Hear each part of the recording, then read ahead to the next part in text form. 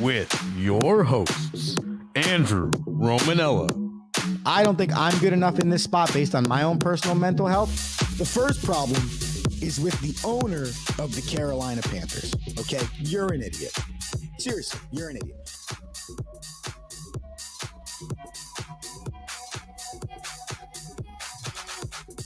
What's going on, everybody?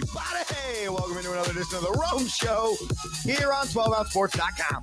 Dingo TV channel 217. I am your host, Andrew Romanella. I got you for the next 30. It's Monday morning, the first weekend of National Football League. We have Jets 49ers tonight. What a day to be on the radio and talk to the people. We remind you before we talk about anything, you got to get us on the social media, The Rome Show 1. That would be Instagram. That would be X.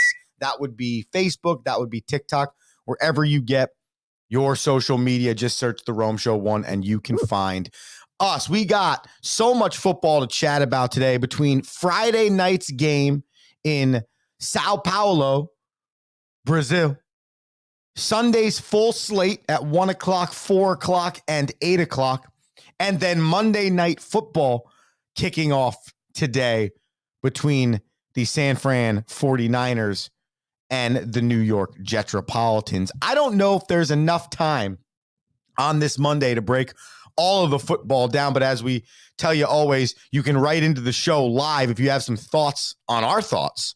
YouTube, go over there, or 12OunceSports.com and give us your comments and thoughts. All right. I want to start by going around the National Football League. Going to take about 5 minutes here because I understand that I love to watch the Red Zone channel and get as many games in as possible and have my eyes on quite possibly every game in the National Football League. But I know that's not the same for everybody else. So we're going to try here on Mondays to give you just a quick NFL rundown on some of the things that went on from a scores standpoint on Sunday afternoon. So let's throw on that handy dandy football music. There it is. And we'll throw that lightly in the background here. And we will get started with our scores for the 2024 Week 1 NFL Friday and Sunday. Let's start with that Friday game, the Eagles versus the Packers. The Eagles squeaked that out 34-29. Both quarterbacks in this game turned the football over, and I don't think played their best football. Jalen Hurts, 20 of 34, 278, 2 touchdowns, and 2 interceptions. He also had 33 yards on the ground. Jordan Love, 17 of 34, 260 yards, 2 TDs, and 1 interception. Not very good itself. This game was really about Saquon Barkley for the Philadelphia Eagles. 3 touchdowns, 109 yards on the ground, and 23 yards through the air. Saquon Barkley reigned as important to this Eagles team in game number 1 as it looked when the Eagles signed him during the offseason. And listen, I'm not going to get up on the show right now and be like, oh, man, look what happened to the New York Football Giants. They have to be disturbed. Yeah, of course, you don't want to see the two things happen in one weekend. But at the end of the day, you got to make the best decisions for your franchise, good, bad, or indifferent. And Joe Schoen, Brian Daboll, and staff thought the money was where the money was. I've been saying it from the jump. Just wait. He's going to have 600 yards through the first 5 weeks. And in week 6 or week 7, I'm not saying major injury or whatever, but it just seems consistent that this guy is going to find himself on the sidelines for a game, if not more. But either way, the Eagles win in Brazil. We continue on with the Jacksonville Jaguars and the Miami Dolphins. The Dolphins sneak. That's right, sneak away with this victory, 20-17. Tua Tagovailoa threw for 338 and 1 TD. The big story here was probably not necessarily on the field as much as it was off the field. Tyreek Hill was arrested prior to this game. He did play in the game.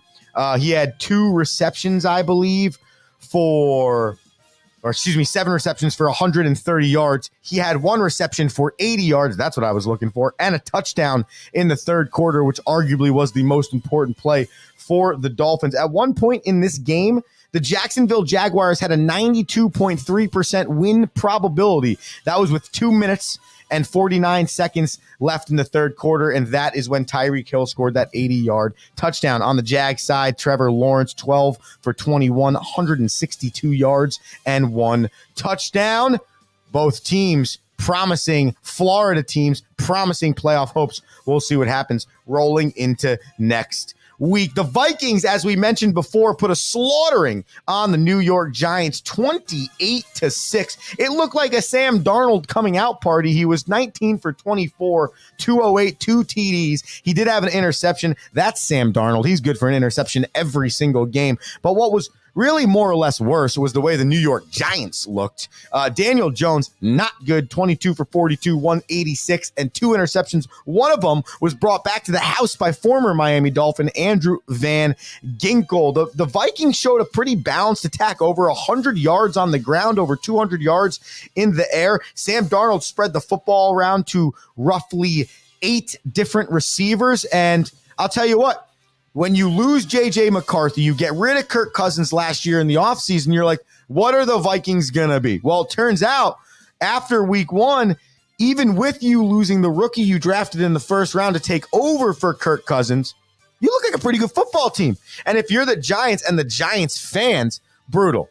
And if you listen, it's week 1. There's so many things. But this is what you get for the preseason, not having everybody involved in it. And this is what you get, unfortunately, when it comes down to teams that have guys coming off of injury. It's been over a year and a half since Daniel Jones has really played in this offense. It's been a long time. And unfortunately, there's a lot of things that they have to figure out. The one thing I just like to say is New York fans are tough. I get it. But some of the videos I watched of people like 10 feet away from him walking out of the stadium telling him he sucks. Like, dude, it's not his fault. He got paid. And relax. All right. Yeah, we know the guy sucks. Yeah, we want the Giants to be good. Yeah, they've been to the playoffs twice in the last 12 years. But I've been on a soapbox with this thing, but it's like, where do fans get off thinking that they could say and do whatever they want and just be insanely disrespectful? I pray that somehow, some way, we can get professional athletes in the regular business world for a day. And the only thing they're allowed to do is heckle. Oh, Johnny, terrible stock trade right there. Bobby, that's not where the Cinnamon Toast Crunch goes. You got to put it on the second shelf. Holy Linda, you call yourself a valet Parker? That was atrocious. I would love it. Right. But the best part about it is some of these guys will probably never even entertain that because they're just out here trying to ball, make money, feed their families and win for their city, whether it happens or it doesn't. Either way, I'm not going on that soapbox fully today. The Giants got killed. It wasn't good for the New York Football Giants. The Saints routed the Panthers. Essentially, at the end of the day, it looked like the Panthers were as bad as the Panthers are probably going to be. And the Saints, I don't know if they're as good as a 37-point victory, but they looked really nice in all facets. Defense, offense, David Carr, Alvin Kamara, that receiving core. Good game for the New Orleans Saints. We had a shootout in Houston. The Texans pull away with a 29-27 victory over the Colts. I thought both quarterbacks in this game looked really nice. CJ Stroud, we knew from last year. Anthony Richardson, we didn't get much of last year because he got hurt. He was 9 for 19, 212 yards, 2 TDs, and 1 interception. Think about what I just said there.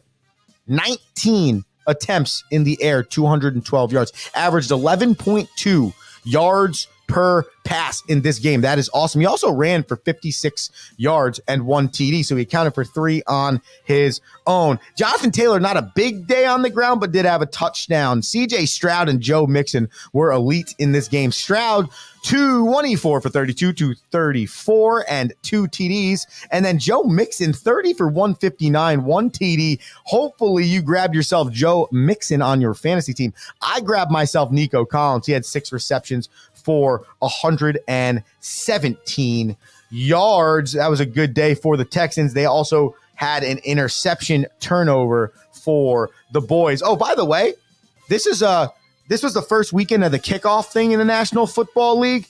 A few crazy things went on, but one kickoff return for a touchdown did happen.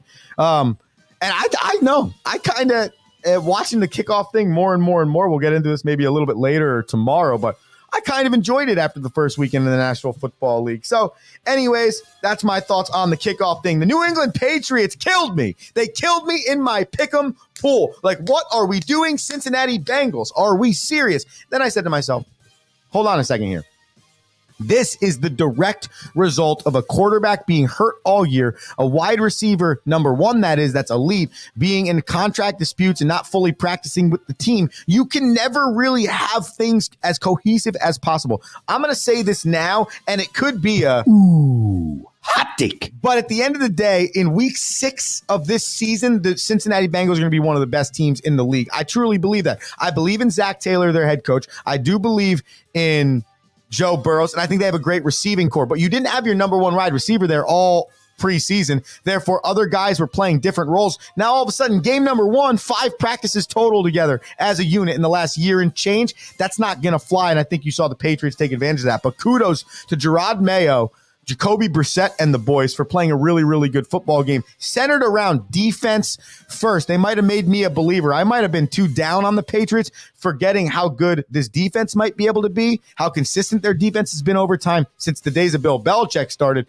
and Gerard Mayo was a player in that system. You know what? There's a lot of positivity there. Good day for the Patriots on day number 1. The Buffalito Bills survived 34-28 thanks to Josh Allen's best Heisman Trophy impression headed into the end zone. Josh Allen accounted for 4 touchdowns in this game. He threw for 232 yards and then had 2 through the air. Then he ran for 39 yards and had 2 on the ground. That's the type of running opportunities that Josh Allen has. He's always going to take hits. Him, Lamar, we learned a little bit about Jaden Daniels this weekend. He's going to take some hits.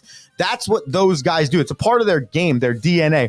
But Josh Allen, I feel like, put the team on his back. Here's his receiving core: Keon Coleman, Khalil Shakur, James Cook, Mac Hollins, Dawson Knox, Marquez Valdez-Scantling. Yes, my point being is it's not an elite level receiving core, but he distributed the football to 9 different receivers for those 232 yards. That is the sign of a great quarterback. I'm high on the Cardinals this year. Kyler Murray, 162 yards through the air, 1 touchdown. He had 57 yards on the ground. James Conner's their lead back. This is going to concern me here. Who's the running game for this team? And then also on top of that, Marvin Harrison Jr. Hello? Was Marvin Harrison Jr. even on the field this weekend? You're right. 1 reception for 4 yards for the first round pick. What? That's just a bad job out of the Cardinals offensive coordinator in not getting his number 1 pick acclimated throughout the last 2.5 to 3 months that you've had. 34-28 victory for the Buffalito Bills. All right. Who the heck knows who's playing quarterback in Pittsburgh? We think it's Russell Wilson, then it's Justin Fields. At the end of the day, they still can't score a touchdown, right? At the end of the day, they still can't score a touchdown. 0 touchdowns recorded for the Pittsburgh Steelers. But in true Mike Tomlin fashion, they find a way to win. Why? Because Kirk Cousins in his Atlanta Falcons debut throws 2 interceptions, and unfortunately, that results in a loss for the Falcons. Kirk Cousins came out and said not happy with his debut as an Atlanta Falcon. On the side of the Steelers, Justin Fields threw for 156 yards in 23 attempts. He also carried the football for 57 yards. Najee Harris carried it 20 times for 70 yards. Clearly, this Steelers team is going to be committed to the run. 41 run attempts for 137 yards. The only problem here is you still need to pass the football to win games in this league. George Pickens led the way with 85 yards on 6 receptions. We'll see what happens with Pittsburgh, A, at the quarterback position going into next week, but also B, can they get a touchdown? Can the Giants get a touchdown? I hope that's a prop bananas next week. Can the Giants and the Steelers score a touchdown? I have no idea. You know who can score a touchdown? The Dallas Cowboys. They scored a lot of them on the Cleveland Browns. Is anybody else on my page right now about Deshaun Watson? Does anyone else see what I've been talking about, keeping 4 quarterbacks on the roster? Now, I'm not saying it's Deshaun Watson's fault totally. That offensive line is atrocious. He got pressured like 22 times, sacked 5 times. There was no time for Deshaun Watson to think about how he didn't have time. That's how little time there was in the pocket. But nonetheless, the Cleveland Browns look like they're not going to be that good because it doesn't look like they're playing 11 on 11. It looks like they're playing 7 on 7 without offensive linemen. On the flip side, the Cowboys looked as good as the hype was. Dak Prescott signs a 4-year, $240 million contract this weekend. $231 million guaranteed, and then came out and led his team to a 33-17 victory. He was 19 of 32, 1 TD, 179 yards.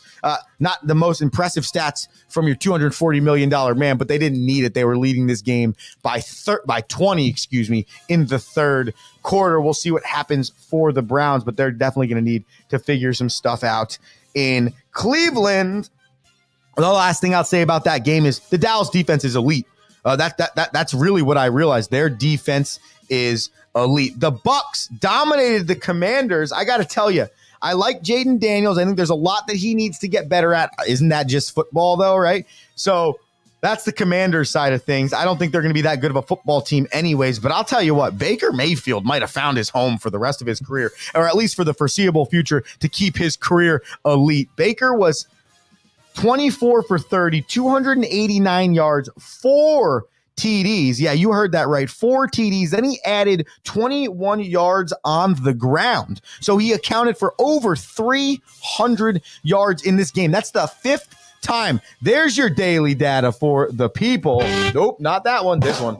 The 5th time in Baker Mayfield's career he has thrown for 4 touchdowns. Fire me up. It's funny how that team I just talked about in Cleveland got rid of Baker Mayfield for Deshaun Watson. Now it's looking like the Cleveland Browns made the worst investment in the history of football over the last 10 to 15 years. And the Tampa Bay Buccaneers made the best because last year Baker was on a 1-year deal. I think this year he's on a 2-year deal. And oh, by the way, if anyone was wondering, Mike Evans is still possibly the best receiver in the league and is a surefire first ballot Hall of Famer. He had 5 catches for 61 yards. 2 of those catches were touchdowns. And oh, by the way, legitimately the hardest touchdown catches I've seen in a minute. So check those out for Mike Evans. On the other side, Jaden Daniels threw for 184, and he ran for 288 yards, but he can't carry the ball 16 times. That's not feasible.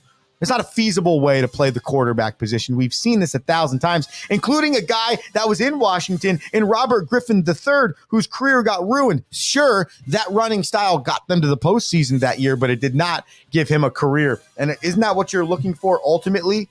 If you are a franchise and you're drafting Jaden Daniels as your franchise quarterback, yeah, I would think so. So we'll see what happens there.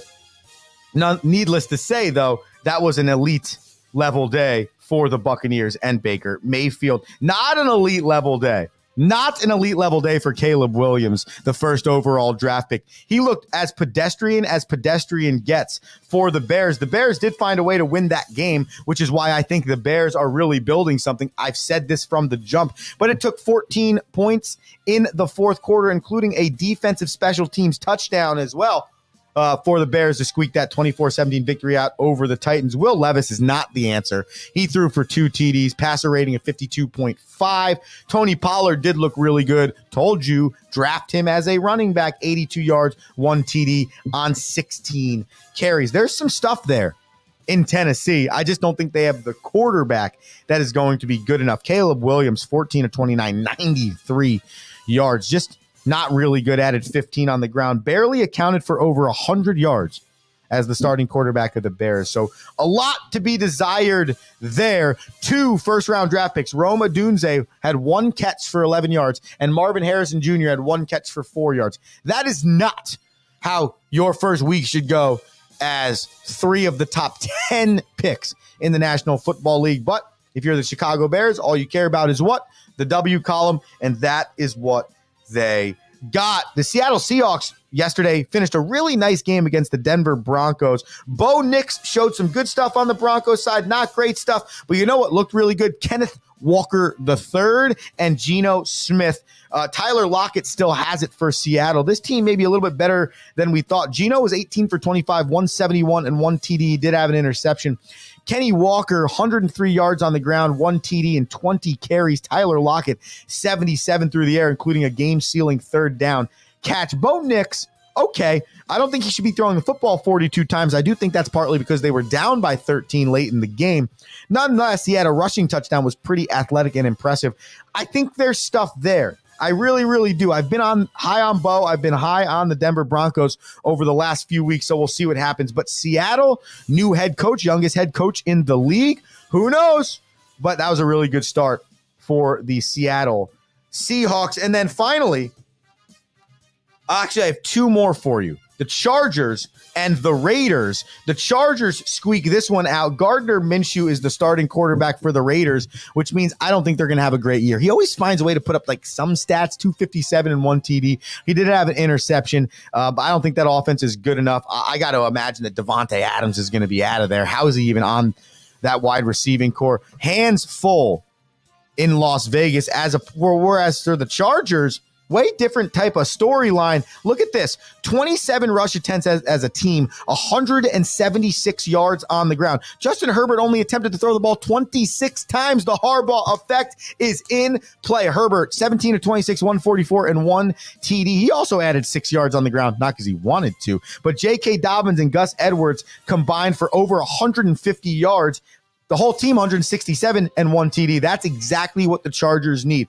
I'm actually going to believe a little bit more in this team each week if they keep showing that these are the things that they're going to do. But half the reason why the Chargers have never been good is because your quarterback's throwing the ball 50 times. You don't have a run game, not great in the trenches. And those are all the things that Jim Harbaugh wants to do. So we'll see if that keeps rolling in Los Angeles of San Diego or wherever the hell they're actually located. And Sunday Night Football last night was a doozy, an overtime thriller in the Stafford Bowl and a rematch of NFC playoffs round number 1. The Detroit Lions won this thing 26-20 in overtime with an overtime drive to seal the deal. It was a great drive. The Rams defense looked shot. That's what you're going to get on week number 1. Stafford was elite, 34 of 49, 1 TD, 1 interception. The 1 interception was like they ran into each other type thing.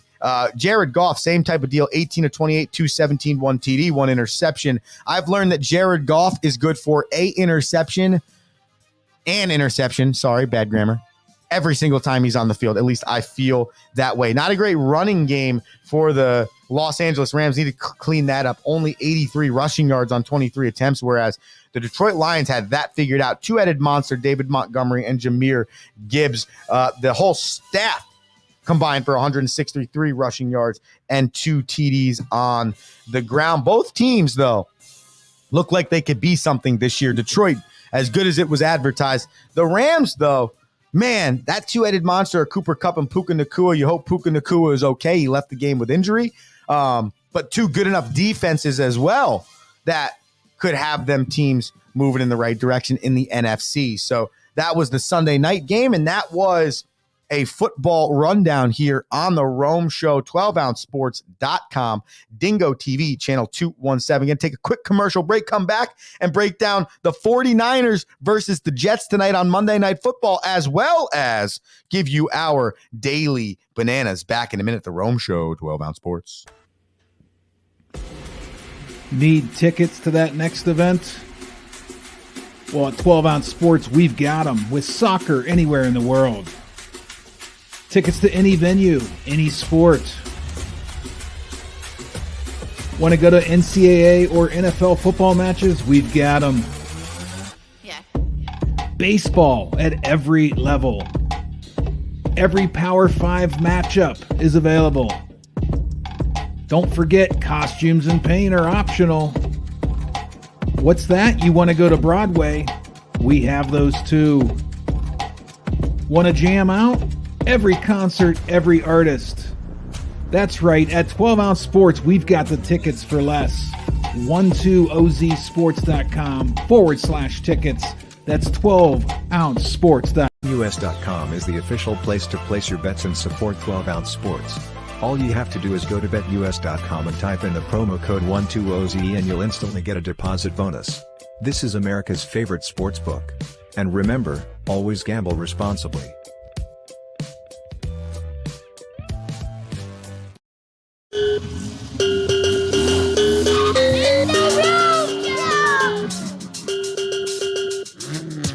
Yeah, the Rome Show here, 12ouncesports.com. Dingo TV, channel 2 217. If you missed the Dingo TV live or you just want to watch it again or tell your buddies you got to watch this, maybe they're a work from home person, Dingo TV is free, and we are channel 217, and I re-air at noon. So I got you at the 7 a.m. slot and on the noon slot. So you can get all your football whenever you need it. Like I said, every Monday is going to be an NFL breakdown, going to bring you around the league, all of the games, the things that I saw. As the year goes on, there's less games on the Sunday slate. You start to get the buys and stuff like that. But either way, there's just so much going on right now in the sports world. I mean, the Mets just finished a 9-game winning streak. They lost last night to the Reds 3-1, but they overtook the Braves.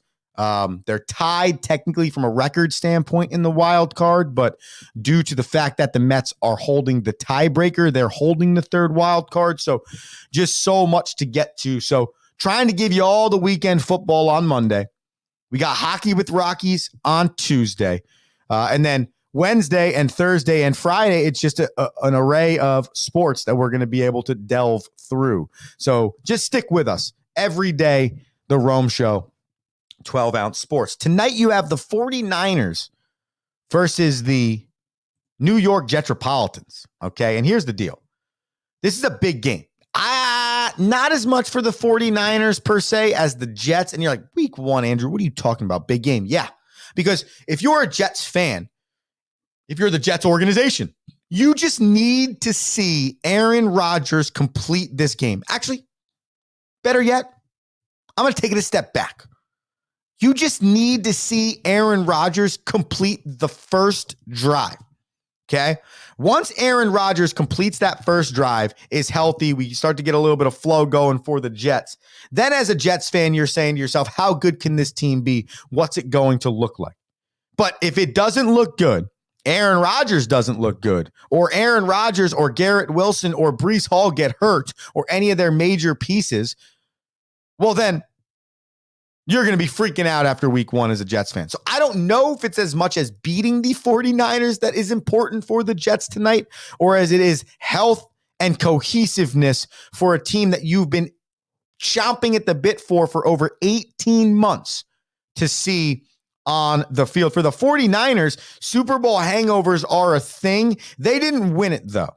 So I would seem to believe that 2 Super Bowl appearances in Shanahan's career with no Super Bowl victories has to be eating at him. So this is that year where you might have all of the things you need. Besides Christian McCaffrey and Deebo Samuel, you re-sign Brandon Ayuk, and you have a great defense. And those are the years you have to take advantage. And the 49ers have been, in terms of knocking at the door. They've been on heaven's doorstep, but can they break through this year? And I just do believe, no matter how many weeks there are, no matter how much games you have left to play, getting off to a good start is elite. One of the reasons why I think the Giants and other teams may struggle significantly is because in the last 8 years, the Giants are 0-7-1 on opening day, or 1-7 or something like that, 1-6-1, something in that realm on opening day. Like the Colts 0-7-1 on opening day. It's to start your year every year under 500 is a very tough place to be. I don't care if it's 1-0. 1-0 over 0-1 every single week gets you 17-0. You're just trying to win one game a week anyways. So if that's the mantra and you're not looking ahead or looking back, the only thing you should be thinking is 1-0.